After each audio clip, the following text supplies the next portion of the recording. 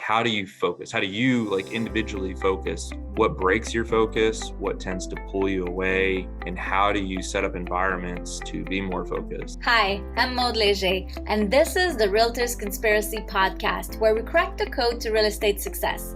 Learn from top realtors, entrepreneurs, and innovators about how to grow your business as we discuss real estate success stories, mindset, processes, motivations, and the key to their success.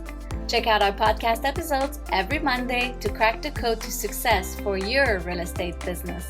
This week, I'm speaking with Jason from GTG Home Solutions, working with buyers, sellers, investors, and realtors to find very creative ways to help people with their real estate goals and needs. Jason shared lots of tools and mindset systems and processes that he uses to grow his business, shared about his focus, efficiencies, and how to gain from an open mind when thinking about real estate.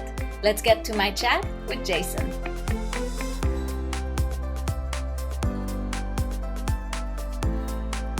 Hi, Jason. Thanks for joining us today on the episode. Your tagline is investing in people one home at a time. Tell us more what that means. What do you do? So we really just kind of solve people's real estate problems. Where we like to think of ourselves as helpers, not hagglers. So whatever their situation is, usually whatever it is kind of on the surface, is not really what the situation is. So we just kind of get to know what the person, the seller's situation is and figure out how we can help them. Sometimes it's pointing them to a realtor. Sometimes that's us buying it. Sometimes it's just kind of pointing them in the right direction to maybe go find out some more information, like from an attorney or a tax advisor or something. So, I've spent a lot of time and money learning about real estate in all sorts of different ways. And so we really just try to help them. And I think that approach allows us to just be helpers and not hagglers and not try to always have to get the deal, just help them. And it seems to come around good things. Yeah, that works. You developed a really specific niche for your business too. Do you want to tell us about that? It's still in the works. I'm trying to get kind of the first phase of the business completely, or mostly running without me, which is my wholesale business. But I really want to focus on specifically helping active duty military members for the U.S. I'm retired Air Force, and so I came into real estate actually by when I moved out of North Carolina. I was trying to figure out what to do with my house. So since then, I've really found a lot of ways that could help specifically active duty military. So I'm trying to build my next business around that. Nice. Very cool. And then in terms of your business, your goals are towards scaling and systemizing your business. How do you focus on those goals? Well, I think those are the ones that actually come naturally to me. Just because of my personality, I'm much more of a systems and processes guy. I'm very logical in the way I approach things. Still very much entrepreneur minded, but I'm always trying to find all right, how can we make this be a little bit more efficient, a little bit better? What's the problem? I hate really repeating things ever. So I'm always kind of obsessed about finding ways to not have to keep repeating things that aren't needed. Systemizing everything. Mm-hmm. Yeah. Do you have specific actions that you'd like to share that are systemized in your business, so things you don't have to repeat or redo? Yeah. So anything. So if I'm having to type stuff, if I'm having to copy something from one place to another, or I'm having to go look up something in one place when it should be in another, I try to find ways. A lot of times I just post about it in different Facebook groups, real estate groups, hey, I'm trying to do this. Anyone know of a way? And a lot of times people give their tips and tricks. And so I'll either figure it out myself or I'll hire someone to do it. Usually I kind of take a crack at it first, unless I know it's going to be a big project. But I use things like Zapier. We'll take things from a web form where a lead submits their information and it goes into my CRM, and then it'll zap it into other places where it can be used so that, my assistants or my employees don't have to do as much copy and pasting. I want to keep it, whoever's kind of working in my business, as simple as possible. So it's complex on the back end, on my side, so that it's very easy on the front end. You can really build a team around Yeah, yeah. Because we've had several people kind of come and go, and each time we lose someone, either we, push them out if they're not doing what they need to do, or if it's just they've moved on to better pastures or whatever. We keep getting better each time because we learn, like, all right, how do we make it very easy for them on the front end? Yeah, yeah, makes sense. You did tons of training with Darren Hardy and his systems. What did you learn? What are key learnings that you got from Darren Hardy? I mean, just in this is the business masterclass book, and I think I took like close to 40 pages of notes or more. I can't remember, but I mean, there's just so much stuff out of it. But really, focus. I think one of the key things is coming down to, like, how do you focus? How do you, like, individually focus? What breaks your focus? What tends to pull you away? And how do you set up environments to be more focused? Like I was telling you earlier, like, I just moved into this house, and so, like, this basement area is going to become like my sanctuary, and I'm trying to set it up so that I can really come down here and focus and all that, and just scheduling the time where I have focus time so that later when I have family time, I don't feel guilty that I'm having to step away from work. Yeah, yeah, having work at work and home at home, even though you're Mhm. building. Yeah. And I mean, honestly, that's really hard to get other people to go along with. So, I mean, I'm probably going to start incorporating, some of Darren, specifically insane productivity, into people I bring on board, because they have a hard time respecting my boundaries. Like, hey, at certain times of the day, like, it's family time, and unless there's a meeting, which there's rarely a true emergency uh, requirement in real estate, after hours. So, if my attorney is not open, then there's not a situation I can really solve most of the time. So, yeah, I just getting totally them to respect that. I find real estate agent will go and crave that fire pudding emergency needed to do something, and then with Darren Hardy, it's all about avoiding distractions, focus, work on your priorities. Yeah. And I think I already learned that lesson, and I'm just kind of refining it or relearning it sometimes. When I was in the military, because I had a lot of people that worked under me, and as soon as I would come into work, because it was a 24-hour shop, as soon as I come into work, they would just start unloading their problems on me. I'm like, whoa, whoa, whoa, like, let me at least, like, sit down, log in. Like, these fires have been here all night or for a few hours. Like, they can wait a few more minutes to, like, for you to calm down, for me to get situated, and then we can talk through it. But I mean, in the beginning, I loved it. It was like, I'm the only one that could put out the fires, and I would, so you kind of get that, like, ego trip on it. But eventually I figured out, like, hey, that's not a very productive way, because I would just be at the end of my day, be like, what did I do today? And it was just like, I just put out fires all day, which was part of my job, but having a little structure to it definitely makes it a lot less crazy. I love it. I love it so much. It's exactly how business grow, right? It's taking it Mhm. to the next level. Yeah. What tips would you give to real estate agents trying to grow their business from your background? Um, So I think this is a tip that really applies to anybody, and it's pulling it from Darren Hardy, and that is, set your priorities. I use his Sunday planning system. You can get it free. Just Google, like, Darren Hardy Sunday planning system. But I have a couple accountability partners that I met through Darren Hardy's training. We went through the Entrepreneur Fast Pass together, and every Sunday for 2 years now, pretty much without fail, we meet and we talk through how we did that week's. Um, what are our wins, what are our losses, and then what are our priorities, and, like, what sort of things are going to stop us from those. And it's picking three most vital priorities. And really, I mean, that can apply to anything. I mean, any career walk of life. And it's the combination of having the MVPs, and really that I have to get those done above all else, and then having that accountability at the end of the week slash at the start of the next week, that has really helped me to uh, like, keep getting better and better, and being able to see my progress. Because sometimes I beat myself up hard, and having my accountability partners be like, hey, look, you're making progress. A year ago you were doing this.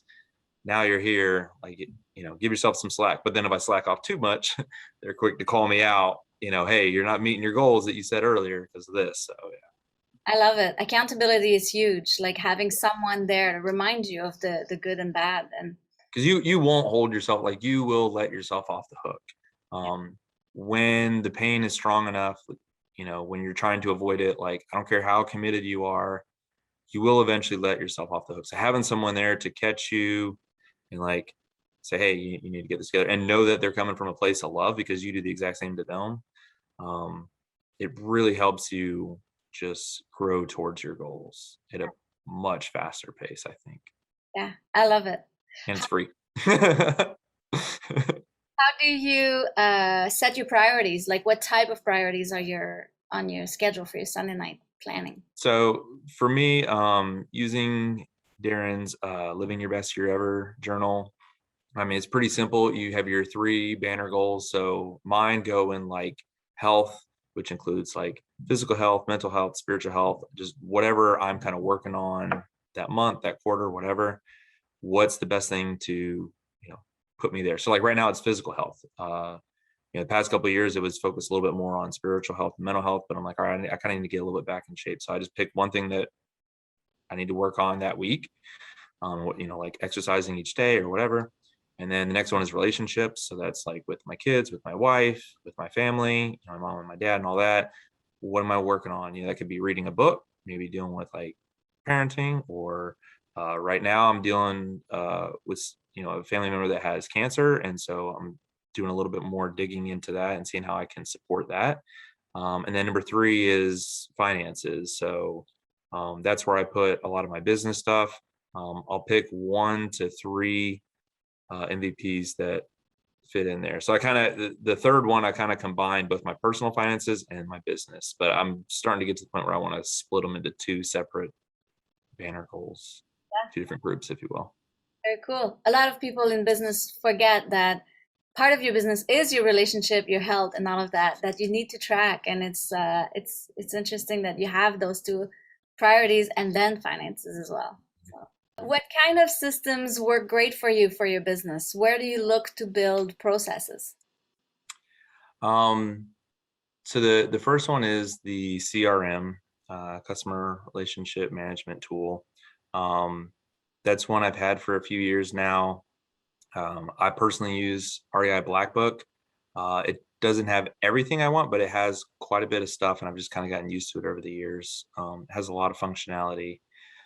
That's kind of the main one. And then it kind of has enough stuff in it that it ties into everything. It's got websites, landing pages, and then phone systems, texting, obviously the database where it holds everything, and a bunch of stuff it can do inside of there. So that attracted me to it, or what attracted to me to it is just the amount of things I could do with it. I could kind of like hack it and get it to do all sorts of different things that it wasn't originally designed to do, which is kind of how my personality is. I like taking things apart and figuring them out. And for me, especially, I need something that is really good about reminding me about stuff. And this is where I'm still kind of learning what works for me and what doesn't. I have ADHD and a brain injury from the military, and so I forget things constantly. So honestly, Google a lot of times is what I'll use. Or back when I had an iPhone, Siri, I would have them remind me of stuff, because I would have to say like, hey, remind me in 10 minutes to do this, so that I wouldn't forget. And then I have partners and an assistant that kind of helps me make sure that I'm doing what I need to do. Because otherwise, so I mean, really like just figuring out whatever system works for you. I'm not unique in that sense, but I just specifically look for things that work for me. Yeah, I love it. It's what works for you, really. Like, I love that when we're trying to book you, you say, go to my calendar and book it in that platform. And that's a lot of people in business, they go with text messages, email, phone calls, assistant, partners, and then you forget things because it's not in place. Yeah. Yeah. Yeah, very cool. What's the best business advice you've ever received?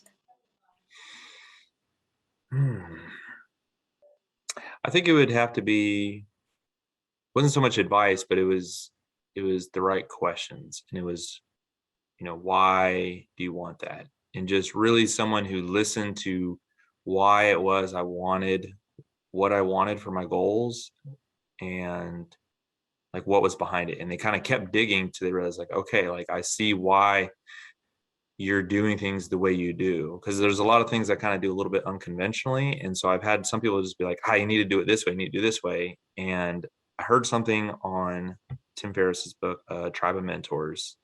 It was a question he was asking everyone that he interviewed. And it was, what advice would you give to a college kid, getting ready to enter the real world? And probably the best answer I've ever heard was there is no universal advice. What advice works for one person may not work for another. Like some people need to slow down and need to chill out. Others are chilling out too much and need to pick it up and put their butt in gear. So there's no one piece of advice that's universal for really anybody. I think the only thing that really you're guaranteed is that eventually you'll die, and that hopefully you want to make the most of your time here on earth. And whatever that means to you, go do it. Like listen to people and take their advice to heart, but it doesn't mean you have to follow it. Just give it thought if it makes sense. And if it doesn't, just, not everything works for everybody. I love it. That's awesome. You're like more of a sponge of knowledge, grabbing what you need from. Yeah, Yeah. because I've had things where I've received advice or learned something, and then I ended up not using it for a long period of time, and then just I come across the situation, and suddenly that was like the perfect tool for me, and just I was like reminded of it somehow, and it fit perfectly with what was going on in my life at the time. I love it. That's very cool. What's your vision for your business? Where are you taking it next? But right now, we had some opportunities come our way down in Tampa, Florida, and so I'm really focusing there. That's where I'm originally from. So I'm focusing big time there, trying to build up my wholesale business down there where I'm buying houses and then partnering with other investors. And then they buy them and kind of cherry pick which ones I want to hold on to. So I'm trying to kind of build up as much capital as I can and kind of build a niche for myself and a name for myself down there. And once like eventually the market has to turn. So the veteran side, the active duty military side is something I'm focusing on slowly and intentionally, because once the market turns, that's really where I want to kind of be ready to help people out with that, because eventually the market does have to take a turn, and we can't have these $1 million prices forever. So I want to be able to help people when they start to get upside down and underwater on their mortgages, with some ways to still help them out. That's amazing. That's kind of where I'm focused on now, is like going with the market, and wherever the market's at, like don't try to fight against it. Figure out like how you can work within it and notice when the seasons are changing. Build, building on your portfolio in different areas too, not just in one area. I love Yeah. it. Yeah, I really don't have, it's not that I don't have a vision. I don't have a specific like 10-year goal, because it's really just in whatever way makes sense at the time, trying to help people with like our real estate expertise.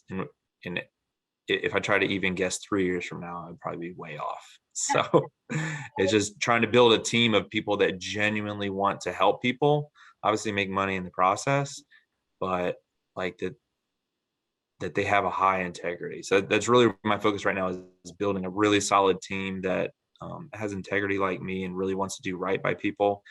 It's not so much focused on the money, but really helping people out. Like, that's Yeah. extremely important to me. Do what you love, help people, money will come. Like it Mhm. all It comes. just happens. Yeah. Nice. I love it. Thank you so much.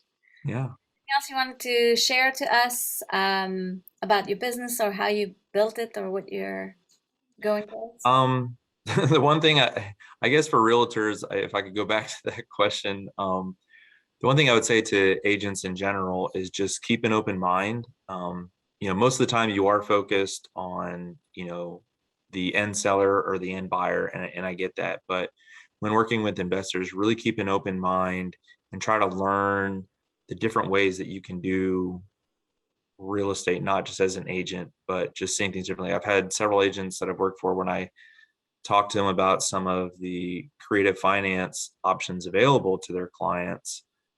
At first, if they don't have an open mind, they just kind of like shut it down. And then when I show them like, hey, this is perfectly legal, here's the IRS codes, here's all the documentation, like it happens all the time, and educate them, they're just like, oh my God, like this is great. Like there's a few people I can think of that I couldn't help before because they had zero equity. They're actually upside down. It's like, this can really help them. And so when I see their eyes light up, I'm like, yes, that's what I'm talking about. Like, see, like, just keep an open mind. Like, the way you hear about it in school is not always the way it is 100% of the time. So, like I love working with agents that have an open mind because we're two different specialists in like the same field, but specialize in two different things. And when we're able to collaborate on stuff, it's like magic. It just feels awesome because it's like, we're not enemies, we're able to work together and it feels great.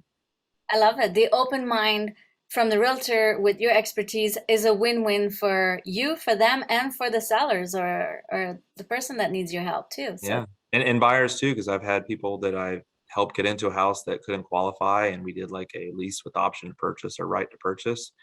And I'm actually getting ready to close on one here from a couple of years ago. And it's great because she was like, there's no way I can buy a house. And so we let her lease it and helped her with her credit and get it approved and everything. And so just seeing like, she thought it was impossible. Now we're able to help her. That wasn't through an agent, but just, I've worked with other mortgage brokers and I've had it where agents have brought me people and I was able to help them. So it's pretty cool. I love how real estate is not just being a realtor. Is there so much opportunity out there? Yeah. I love it. Yeah. Well, thank you. Thank you for coming on the episode and sharing all your knowledge and your business with us. Thank you. I really appreciate it. Thanks for joining. Subscribe to our podcast, Realtors Conspiracy, today.